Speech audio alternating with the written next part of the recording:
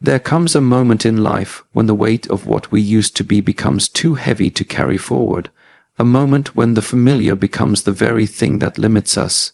If you are hearing this, you are likely one of God's chosen ones, handpicked not for ease, but for elevation.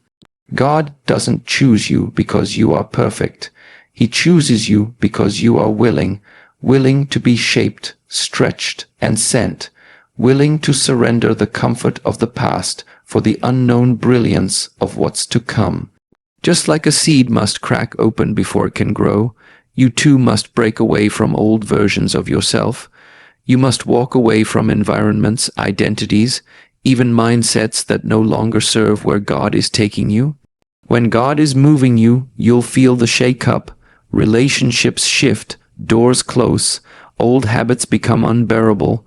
That's not punishment, it's preparation. It's heaven's way of saying you're no longer meant to stay there. Many people mistakenly believe that when God chooses you, life will suddenly become easier, more rewarding, or immediately abundant. But the truth is far more demanding and far more sacred. To be chosen by God is not about ease. It is about alignment with a divine purpose that transcends comfort. It is a spiritual calling, a deep and often invisible invitation to carry weight others don't even recognize. It's the beginning of a transformational process that begins with discomfort, pruning, and pressure. When you're chosen, God doesn't give you a crown, He gives you a cross, and that cross is not meant to crush you, but to shape you. Chosen ones are often misunderstood, isolated, and tested, not because they've done something wrong, but because their path requires deeper refinement. The journey of a chosen one includes wilderness seasons, where clarity is absent and comfort is stripped away. It's in these places that pride is broken, ego is dismantled, and the soul is taught to depend on something higher than itself. Comfort keeps us clinging to the familiar, but God's calling demands movement.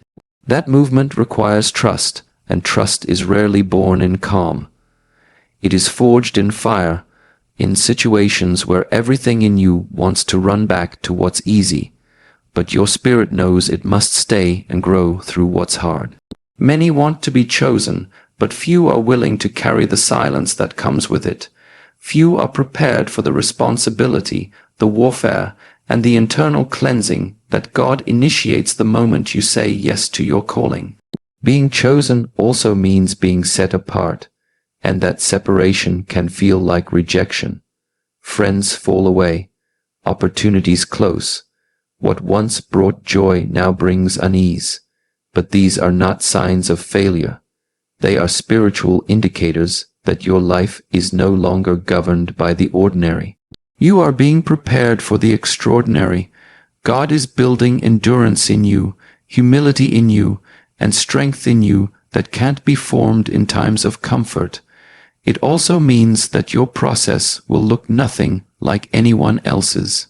You can't copy someone else's blueprint because your instructions come from a higher source. Chosen people are required to walk roads that confuse others. They are required to obey when logic screams no and to move when emotions say stay. There is a sacred loneliness in being chosen because your standards rise, your vision sharpens, and your tolerance for mediocrity vanishes. You begin to realize that comfort is often the enemy of growth. Chosen ones do not escape suffering. They endure it with a higher awareness. They are called to carry the tension of living in the world while being transformed by something beyond it. And while the road may be narrow and steep, it is purposeful. It teaches patience, integrity, discipline, and spiritual authority. You begin to understand that you weren't chosen to be praised. You were chosen to be purified, to be set on fire from the inside out so that others can one day find their own light in your flame. When God begins to move in your life, it rarely comes through smooth transitions or carefully planned steps. More often than not, it arrives in the form of disruption, through moments that feel chaotic, confusing, or even heartbreaking.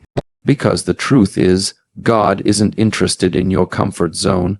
He's interested in your calling, and calling requires shifting. That shift usually begins by disturbing the systems and patterns you've grown used to. We often pray for change, for breakthrough, for growth, but we expect it to come wrapped in clarity and ease. Yet God's method is different. His ways are higher, and His movements are disruptive by design. He knows that if He doesn't shake things up, you'll stay where it's safe, and what's safe is not always what's sacred. So instead of gently nudging you forward, He allows things to fall apart, strategically, purposefully. He'll dismantle the structures that once made sense. He'll close doors that once felt essential. He'll allow seasons to expire abruptly, even painfully. This disruption isn't divine punishment, it's divine positioning. It's God's way of removing your dependence on external validation and forcing you to rely on internal direction. It's in the dismantling that God begins constructing something new, something you can't yet see. And that's where trust becomes vital. Disruption is meant to jolt you awake, to make you pay attention, to break the trance of routine living. Sometimes the only way God can get your attention is to interrupt your plans, because your plans were too small for the magnitude of His vision. Look closely at Scripture, and you'll see that disruption has always been God's chosen method for movement. Moses was disrupted from a life of royalty and comfort in Pharaoh's palace.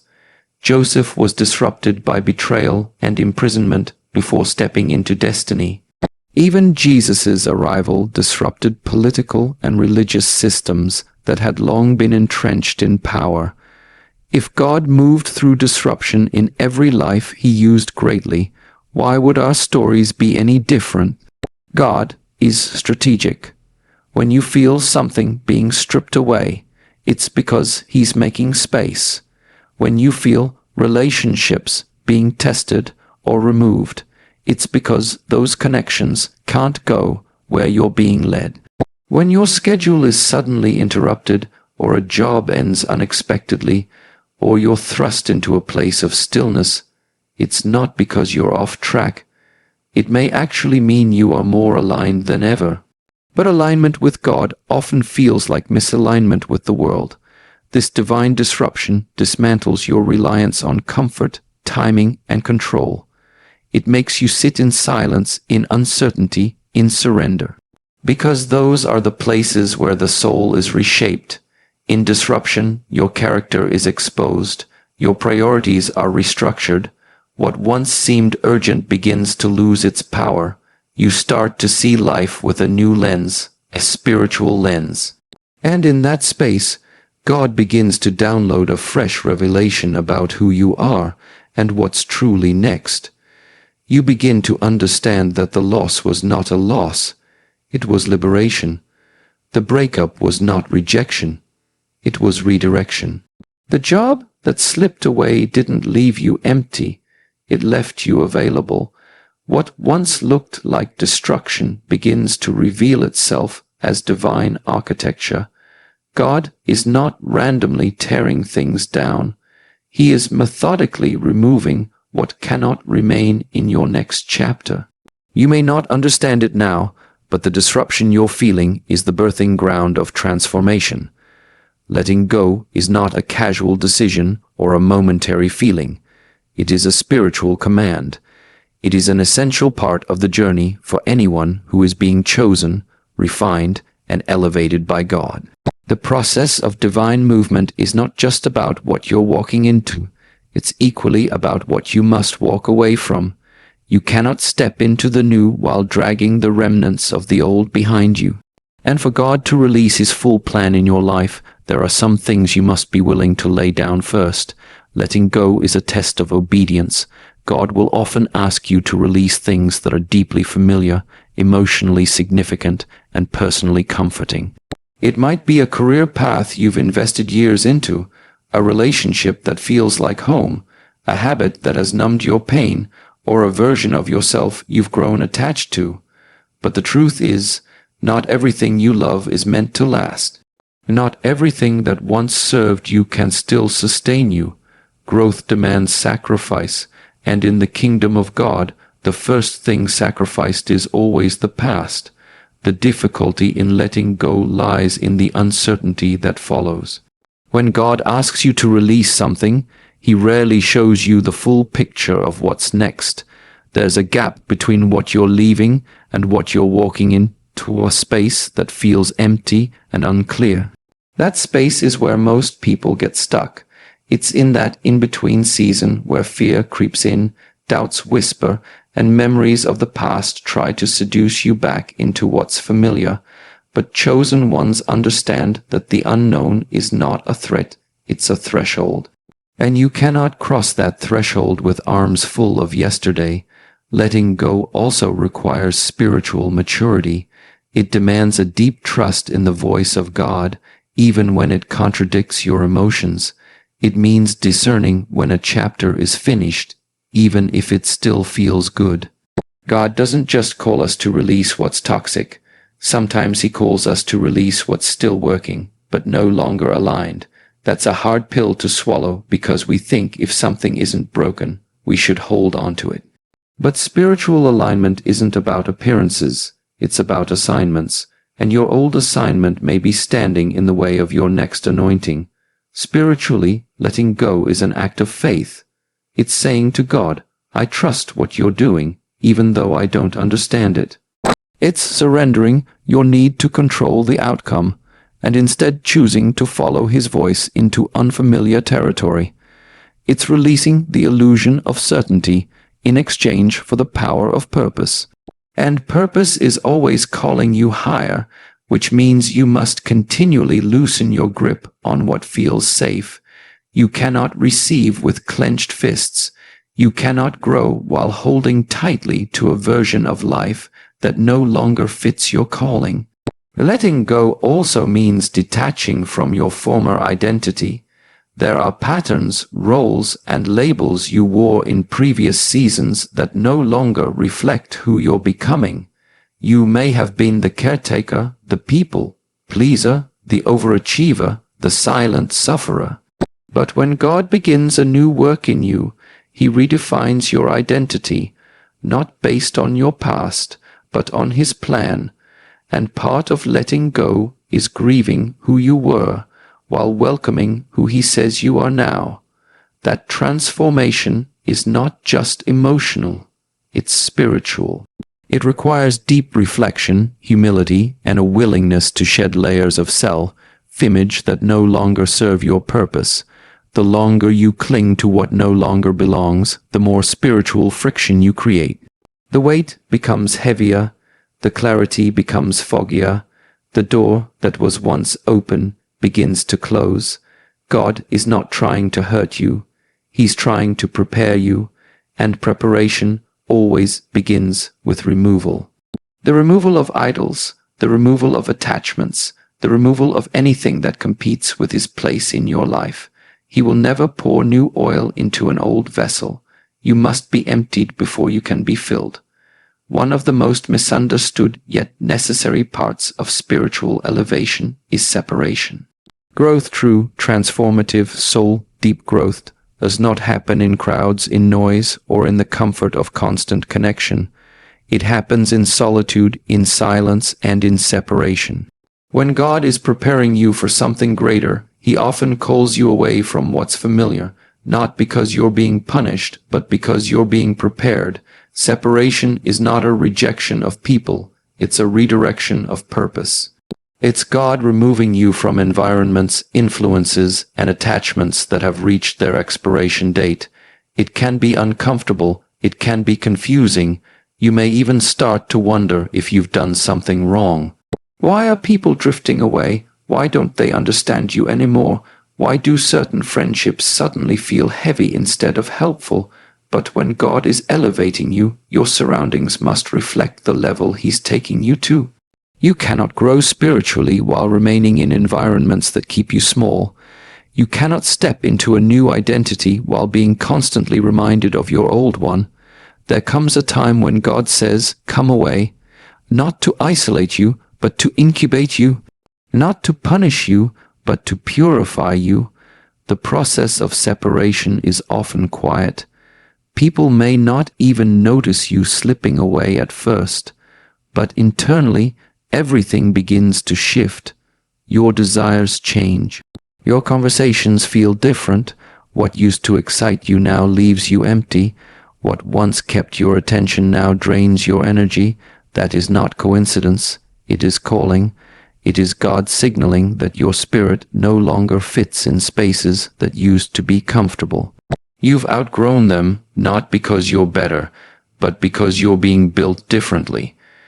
Growth is a sacred process, and sacred things are often hidden. Think about it.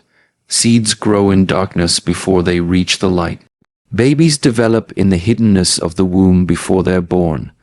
Diamonds are formed deep within the earth, under pressure, far from view. Likewise, God does his deepest work in you away from the spotlight. He separates you so he can speak to you without distractions. In that space, he reveals things to you that you wouldn't be able to hear with a crowd around you. He sharpens your vision, strengthens your character, and redefines your identity, because he knows what's coming will require a new level of clarity, stability, and maturity. This separation can include people who were once close to you. Friends you've known for years, partners you thought would walk with you forever. Even family members may begin to distance themselves, and it hurts, but not everyone can handle where God is taking you. Not everyone is assigned to your next season. Some were meant to walk with you only for a chapter, not the whole book. Holding onto everyone is not loyalty. It's disobedience when God is calling you forward.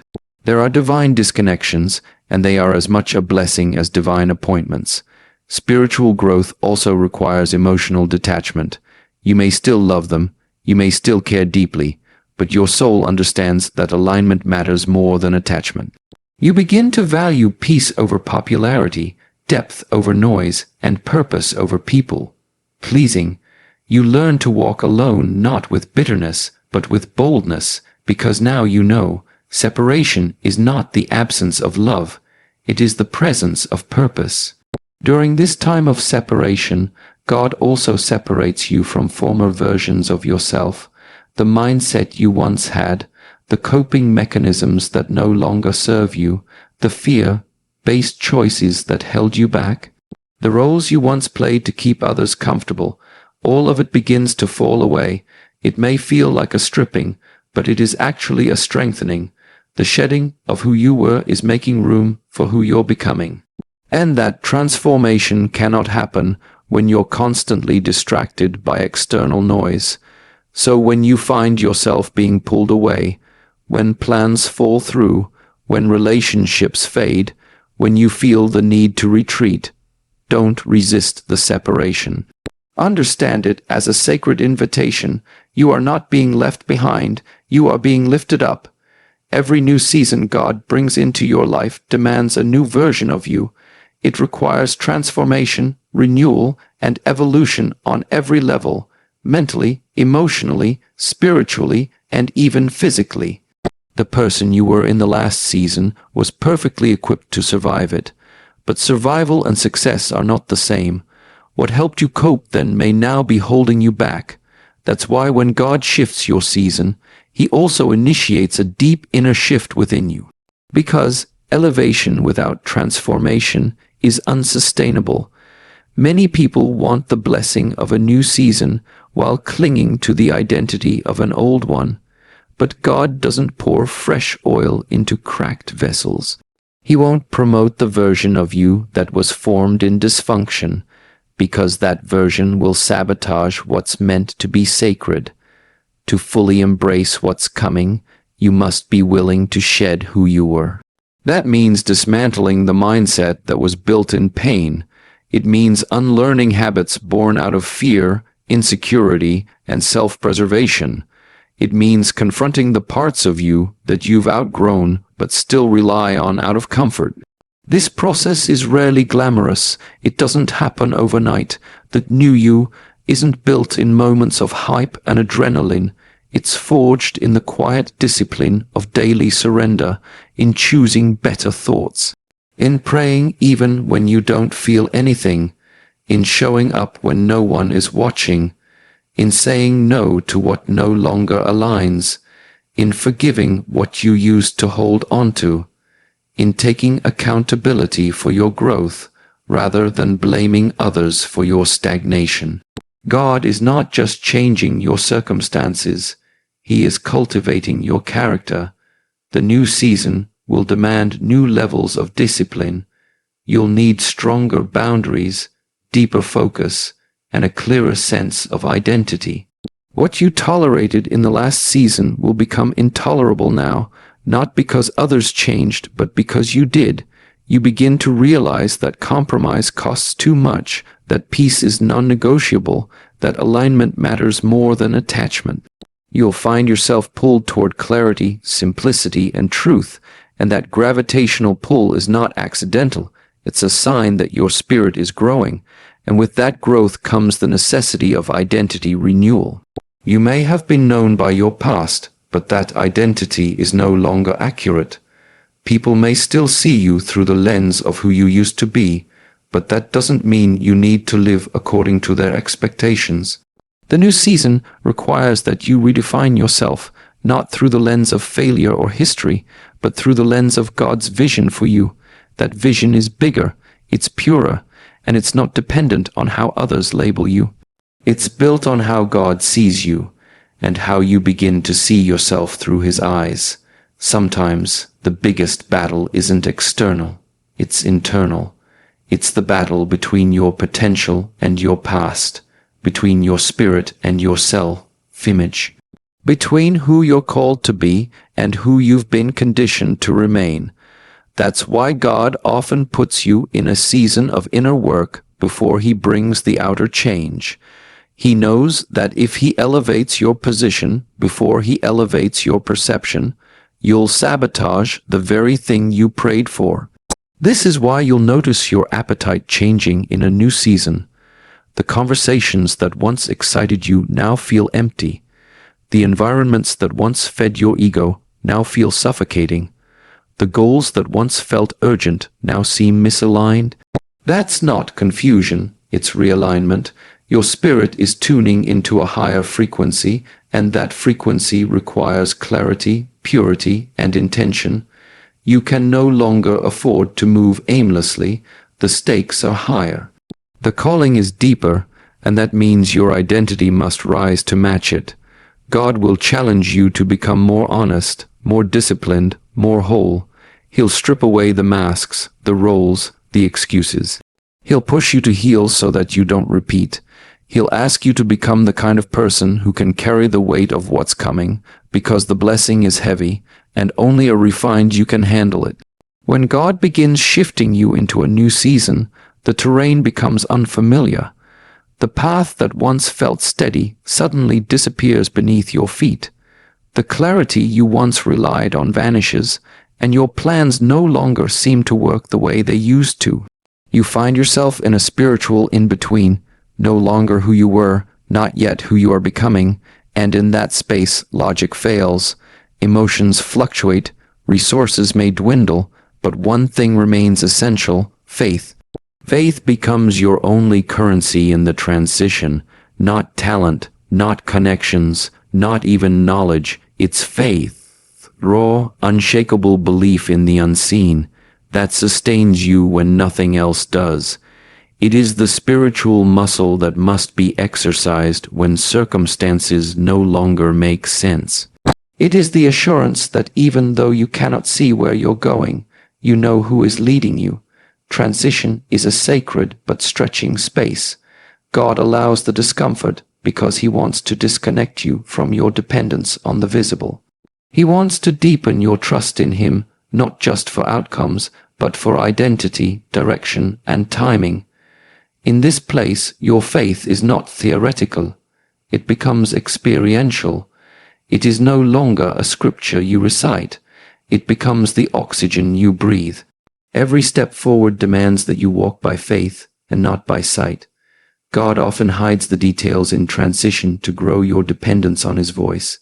If He showed you the whole map, you'd rely on the map, not the maker. But when the map disappears, the only way forward is to listen. Faith teaches you how to move even when the ground feels shaky. It teaches you that obedience is more powerful than understanding. It teaches you to act on the whisper of God rather than the roar of your fears. This is the place where fear and faith collide. Fear tells you to go back to what you knew, back to what was safe, back to what was predictable. Faith urges you to move forward, forward into the unknown, forward into risk, forward into surrender. And because God is not obligated to explain himself, you will not always get the confirmation you crave. Sometimes all you'll have is a word, a quiet nudge in your spirit, a divine discontent with where you've been. That's the currency of heaven. That's the power of faith. Faith in transition also means choosing trust over timelines. It means letting go of the pressure to figure everything out now. It means releasing the need for everything to happen on your schedule. Transition is a test of patience. You're in a holding pattern, not because God forgot you, but because he's forming you. If he rushed the process, the weight of your future would crush you. Faith is what keeps you anchored when everything else feels suspended. Sometimes in transition, God will strip away every visible support system, not to leave you stranded, but to remind you that he alone is your source. The people who used to encourage you may become quiet. The opportunities that once opened easily may now feel closed. The plans you depended on may unravel, and in that unraveling, God asks, "Do you trust me now?" Faith is built when you answer yes, not because you see, but because you believe. Faith is also the gateway to supernatural provision. In transition, you often won't have what you need in advance. God will provide it step by step, moment by moment. Like manna in the wilderness, his provision comes daily, not monthly. It doesn't allow for stockpiling or hoarding. It requires daily dependence. He doesn't give you all the answers up front because he's teaching you how to follow him, not just how to reach the destination. And that's why transitions are sacred. They are training grounds for trust. In this space, your vision is refined, your hearing is sharpened, your soul is stretched beyond the limits you once lived by. You realize that faith is not passive, it's active. It's not waiting around in fear, it's stepping forward in expectation. Even when the road is unclear, even when the waters are deep, even when the voices around you tell you to stop. One of the greatest traps in the journey of a chosen one is becoming so entangled with past pain that you begin to believe it defines your future. The past, with all its weight, regret, betrayal, and brokenness, often tries to write the script for what comes next. But the truth is, God's plan for your life isn't built on the ruins of your suffering. It rises from them. What you've walked through doesn't disqualify you. It prepares you. The pain you've endured is not the end of your story. It's the soil from which your next season will bloom. Pain has a way of distorting vision. It clouds perspective, making it hard to imagine anything good coming next. You replay moments, relive losses, rehearse wounds. It becomes easy to assume that what was is all that will be, but God doesn't operate within the limits of your memory. He works through revelation, and his revelation says, "Behold, I am doing a new thing." The promise isn't rooted in where you've been, it's rooted in where he's taking you. And where he's taking you is beyond what your pain ever told you was possible. There is a spiritual reason you've survived what others didn't. The rejection, the abandonment, the failure, the heartbreak, it all carries meaning. God didn't allow those things to happen to break you, but to build something indestructible within you. He was forming endurance, compassion, spiritual awareness, and a depth of wisdom that can't be learned in textbooks or sermons. The pain shaped you, but it did not define you. The pain scarred you, but it did not end you. And that's because your future is not a continuation of your trauma. It's a complete transformation from it. God is not just restoring what was lost. He's rebuilding on a new foundation, one rooted in trust, not fear, in healing, not history, in freedom, not cycles. He is orchestrating a future that doesn't just compensate for the pain, it redeems it. Every tear, every setback, every lonely night has been seen, counted, and woven into the divine pattern of your purpose. There is nothing wasted with God. Even the things you thought would destroy you are now being used as keys to unlock the doors you couldn't access before. But in order to embrace that future, you must stop bowing at the altar of your past. You must stop worshipping your wounds and rehearsing the narratives that say nothing good ever lasts, or everyone leaves, or I always fail. These are not spiritual truths. They are trauma echoes. They are the lies pain tells you to keep you stuck. But chosen ones are not called to be stuck. They are called to rise, to rebuild, and to walk forward with power. And that power begins with believing that the best is not behind you. It is ahead. You begin to realize that your past was never meant to be a prison. It was a passage, a necessary part of your evolution. You had to go through the fire to prove to yourself that you could survive it. You had to experience the silence to recognize the voice of God more clearly. You had to lose things that were never meant to stay so that your hands could be free to receive what was truly yours. God has always been writing a bigger story, and the hardest chapters were not the end. They were the turning point. When you finally see your pain through the lens of purpose, your perspective shifts. You stop asking, why did this happen to me? And start asking, what is this preparing me for? You stop chasing closure from people who never gave you peace and start pursuing alignment with the one who gives you wholeness. You begin to feel a sacred anticipation rise within you, not rooted in fantasy, but in faith. Faith that something greater is coming, not just different, greater, more aligned, more fulfilling, more you. God doesn't want to return you to what broke you. He wants to launch you into what will bless you. But he can only do that if you believe him more than you believe your history. Your history may have told you that you'll always struggle, always be left behind, always carry pain. But heaven tells a different story. And that story says, I know the plans I have for you. Plans to prosper you and not to harm you, to give you a future and a hope.